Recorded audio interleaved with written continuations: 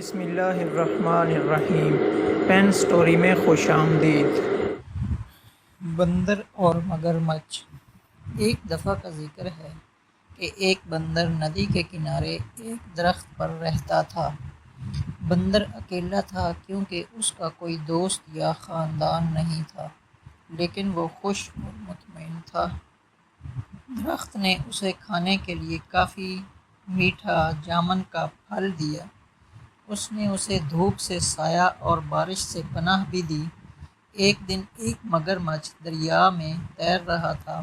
وہ بندر کے درخت کے نیچے آرام کرنے کے لیے کنارے پر چڑھ گیا۔ ہیلو، بندر نے پکارا، جو ایک دوستانہ برتاؤ کرنے والا جانور تھا۔ ہیلو، مگرمچھ نے حیران ہوتے ہوئے جواب دیا۔ کیا تم جانتے ہو کہ مجھے کھانا کہاں سے مل سکتا ہے؟ اس نے پوچھا۔ میں نے سارا دن کچھ نہیں کھایا اور میں بھوکا ہوں۔ اب آپ سوچ رہے ہوں گے کہ مگرمچھ بندر کو کھا جانا چاہے گا، لیکن یہ بڑا ہی شفیق اور شریف مگرمچھ تھا، اور یہ خیال کبھی اس کے دماغ میں نہیں آیا۔ میرے درخت میں بہت پھل ہیں، کیا آپ کچھ کھانا چاہیں گے؟ بندر نے کہا، جو خود بھی بہت مہربان تھا۔ اس نے جامن کا کچھ پھل مگرمچھ کی طرف نیچے پھینک دیا۔ مگرمچھ اتنا بھوکا تھا کہ اس نے تمام جامن کھا لیے۔ حالانکہ مگرمچھ عام طور پر پھل نہیں کھاتے تھے، اسے میٹھا پھل بہت پسند تھا، اور گلابی غدے نے اس کی زبان کو جامنی بنا دیا۔ جب مگرمچھ اپنی مرضی کے مطابق کھا چکا تھا تو بندر نے کہا، جب بھی آپ مزید پھل چاہیں واپس آ جائیں۔ جلد ہی مگرمچھ ہر روز بندر کے پاس آتا تھا۔ دونوں جانور اچھے دوست بن گئے۔ وہ باتیں کرتے، ایک دوسرے کو کہانیاں سناتے اور بہت سے میٹھے جامن ایک ساتھ کھاتے۔ ایک دن مگرمچھ نے بندر کو اپنی بیوی اور خاندان کے بارے میں بتایا۔ بندر نے کہا، آج واپس جاتے وقت اپنی بیوی کے لیے بھی کچھ پھل لے جانا۔ مگرمچھ کی بیوی کو جامن بہت پسند آئے۔ اس نے پہلے کبھی اتنی میٹھی چیز نہیں کھائی تھی، لیکن وہ اپنے شوہر کی طرح مہربان اور نرم مزاج نہیں تھی۔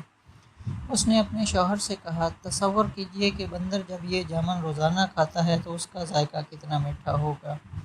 مہربان مگرمچھ نے اپنی بیوی کو سمجھانے کی کوشش کی کہ وہ بندر کو نہیں کھا سکتا۔ وہ میرا سب سے اچھا دوست ہے، اس نے کہا۔ مگرمچھ کی لالچی بیوی نہ سنتی۔ اپنے شوہر سے وہ کام کروانے کے لیے جو وہ چاہتی تھی، اس نے بیمار ہونے کا بہانہ کیا۔ میں مر رہی ہوں اور صرف ایک پیارے بندر کا دل ہی مجھے ٹھیک کر سکتا ہے۔ اس نے اپنے شوہر کو پکارا، اگر تم مجھ سے محبت کرتے ہو تو تم اپنے دوست بندر کو پکڑو گے اور مجھے اس کا دل کھانے دو گے۔ بیچارے مگرمچھ کو سمجھ نہیں آ رہی تھی کہ وہ کیا کرے۔ وہ اپنے دوست کو کھانا نہیں چاہتا تھا، لیکن وہ اپنی بیوی کو مرنے نہیں دے سکتا تھا۔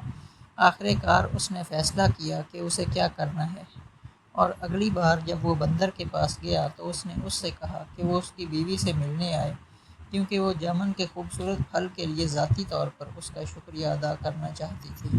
بندر خوش ہوا، لیکن کہا کہ وہ نہیں جا سکتا کیونکہ وہ تیرنا نہیں جانتا تھا۔ اس کی فکر نہ کرو، مگرمچھ نے کہا، میں تمہیں اپنی پیٹھ پر لے کر جاؤں گا۔ بندر راضی ہو گیا اور مگرمچھ کی پیٹھ پر کود کر بیٹھ گیا۔ چنانچہ دونوں دوست گہرے چوڑے دریا میں چلے گئے۔ جب وہ کنارے اور جامن کے درخت سے بہت دور پہنچے تو مگرمچھ نے کہا، مجھے بہت افسوس ہے، لیکن میری بیوی بہت بیمار ہے اور کہتی ہے کہ بندر کا دل ہی اس کا علاج ہے۔